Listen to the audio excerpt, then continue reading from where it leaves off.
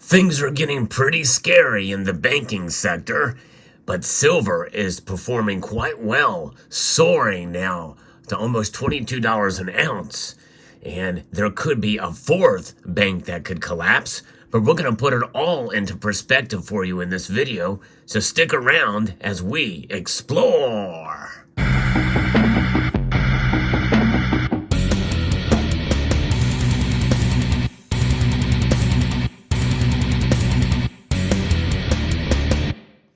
Silver exploded today. I would say it's pretty safe to say that for any given day, for it to rise 6%, that is a dramatic move to the upside for silver. It is now very close to $22 an ounce as I record this video, which is just moments before the markets close. It did get above $22 in the ask price earlier in the day, but that's a dramatic rise for sure. Gold is up 2.3%. So where are the metals at now as I record this video? Gold is at $1,913.60. Silver is at $21.80.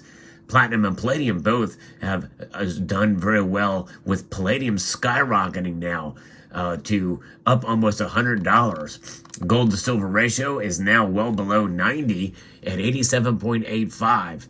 Now, as much as what's going on in the banking sector, silver stackers should be overjoyed at silver's move today. However, we should proceed with a great abundance of caution. And that caution is articulated, I believe, well in my previous video that I posted on Sunday, which is a day ago, where I talked about, folks, that we should not be talking about this silver, going so fast to the upside, or that there's going to be this massive collapse of multiple banks. I still believe that, but we are in for a rocky time ahead, a rocky road ahead, a little bit of volatility we are witnessing today. However, I still think that we should approach this with caution, because this could still be limited in spite of what we are seeing today, in spite of all of the talk. This very well could be limited to these types of banks. I cannot stress enough to you that Silicon Valley Bank was not very well diversified. There's reasons why it went down. And the bigger banks, by the way, are not in that same scenario and situation. And by the way, there's been talk about how SVB was heavily involved in ESG.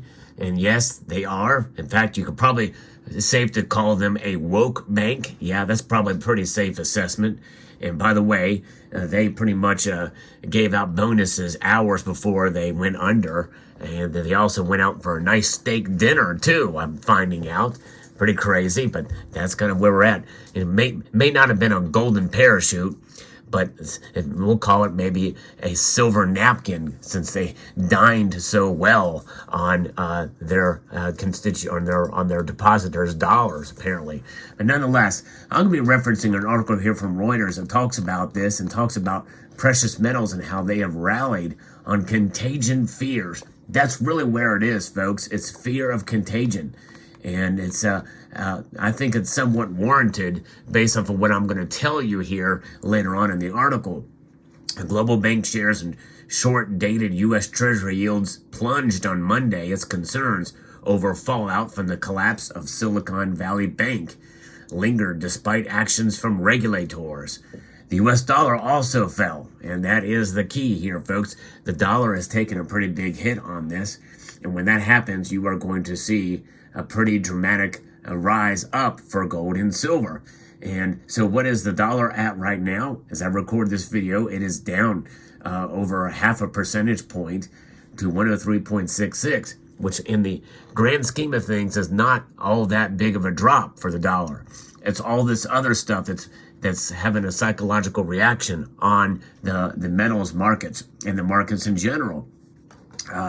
So bond markets saw a repricing of rate hike bets, with rising expectations for a pause in rate hikes or a lower rate hike, pulling Wall Street shares back from earlier losses. And the Dow Jones Industrial Average, by the way, had lost a little bit at the close here, but not by a whole lot. And we even see the European markets slumping a little bit here, but not as much as some people have feared. But this is where it gets interesting. shares of U.S. regional banks slumped. That's just regional banks, not national banks, but regional banks, led by losses in First Republic Bank, as news of fresh financing failed to assuage bank contagion fears. By the way, they lost over 70% earlier in the day, and they were as recently as low as 50% loss. Swiss financial regulators, MINMA, on Monday said it was seeking to identify any potential contagion risk of the country's banks and insurers. So this is something that's spreading around the world, potentially here. And over the weekend, the Fed and U.S. Treasury announced measures to stabilize the banking system, and said depositors of SVB would have access to the deposits on Monday in their emergency meeting, which some of you had broken our live stream for the market open. We did a live stream, a pretty exciting one, when the markets opened and gold and silver popped pretty dramatically. It only continued today, as we have reported earlier here. The Fed also said it would make additional funding available through a new bank term funding program, which would offer loans up to 1 year to depository institutions backed by treasuries and other assets these institutions hold. We are seeing a classic flight to safety, said Tom Caddick, managing director at Ned Group Investments. Higher interest rates and a slowing economy was always going to bite, especially with banks that are not very diversified like Signature and SVB. U.S. authorities have also taken over New York-based Signature Bank, as we broke the news last night on this live stream by members of the community reporting that, and I reported it there on that live stream. U.S. authorities, this is the second bank failure in a matter of days. So with what's happened here with the loss, the dramatic decrease of First Republic Bank's shares, could they be next? People feel maybe their books are up to snuff either, so they could be next. That could be the fourth bank to collapse. Remember, 2 banks have collapsed within a matter of hours, really, essentially, because of and were taken over by regulators. But the first bank collapsed, or it went under on its own. And so that is something. Now, analysts said it was crucial for the Fed would accept collateral at par rather than marking to market, allowing banks to borrow funds without having to sell assets at a loss. And the president said today that the taxpayers are not going to be on the it's not going to be on the taxpayers' burden for these banking institutions. That they're going to use, I guess, fees from the FDIC. But is there enough fees to cover the amounts over $250,000? Some of these are millions and millions of dollars. My guess is not. They're going to play some accounting measures, and likely, much like what they did with these repurchase agreements. Many people don't remember that, but between September and December of 2019, the Fed did repurchase agreements, sending about $700 billion of liquidity into the market. And they very well could do trickery like that again. And that was just the very beginning of what led to the CARES Act and all the coronavirus spending, quantitative easing 4.0. And here we are now reaping the effects of that. This is part of it, raising interest rates. And essentially, what is all of this? Well, when you think about a bank like Signature Bank, who, by the way, who's one of the chairmen of the board, is Barney Frank. You remember the Dodd-Frank legislation? There he is. How's that working out for you? It's pretty interesting. Said apparently the regulations are going to prevent something from happening even worse. But what does this mean for gold and silver? Well, right now, gold and silver, especially silver, is reacting positively, dramatically to the upside, exploding higher to literally $21.87 as I record this video. And this, folks, is silver acting not as an industrial metal, no way, shape, or form. It's acting as a safe haven. So silver still has got its mojo. That's what I'm saying. People are moving to silver, even more so than gold now, narrowing that gold to silver ratio. Still very high ratio between the two metals, but this should give silver stackers hope. Be encouraged by this. However, do not expect this to continue, folks. I think that probably once the dust settles with this, and maybe we realize it may not spread as much as people fear, like in 2008, for a myriad of different reasons, one of which being that even though there's a lot of factors and a lot of things that where this could become a bigger thing, I'm not ruling it out, but essentially this is, at least for now, it's limited to the tech sector, the cryptocurrency space, and all of the banks that are involved in that, in those actions, and how they invested in mortgage-backed securities and in long-term bonds, which some of these other banks, including the hated J.P. Morgan, said that was pretty stupid to do.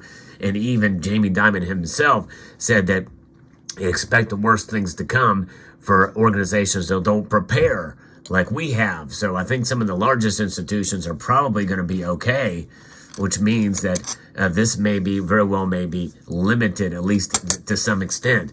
But what does that mean? How limited can it be? Because if it spreads far and wide enough, it may not go to the big boys in the banking institutions like the Goldman Sachs, the J.P. Morgan Chases, and Wells Fargo, or what have you. But it could be enough to wreak havoc on the markets, at least for a time.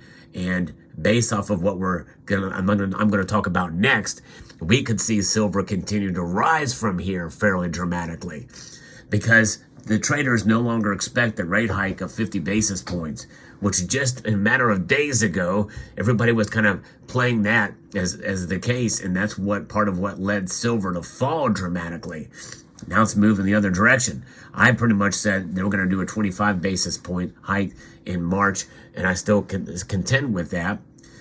The current projection is now back to a 25 basis point move, with some even expecting no hike at all, making gold, which does not yield interest, more attractive.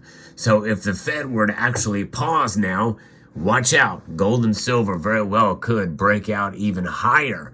In fact, I think if they do, we might be able to see $23, $24 silver if they decide not to raise hikes and they pause for a moment. And we may see gold scale up to $1,950 in the immediate aftermath of that, but we'll see. A lot of these Fed members are doves at heart, and there's still a good amount of inflation pressure, I expect, in the upcoming data points, which will complicate the picture for the Fed, according to Edward Moya, senior market analyst at data and analytics firm Oanda. And Moya pointed out February consumer price index due to Tuesday and produce price index due on Wednesday. So we're very interested to see what inflation looks like as we head out into the next coming days. And that puts the Fed in between a rock and a hard place on this. But there you have it, folks. But I think that no matter what the Fed does, today's actions call for silver stackers to celebrate. That's what holding precious metals is about.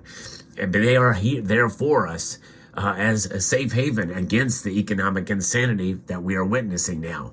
So there you have it. More on this topic and other things. I'm going to do other videos on it because there's so much more to talk about with this. So stay tuned for that. But this is the news as we are reporting right now. There's potential we might see a fourth bank collapse. I don't know. We'll see. We'll find out.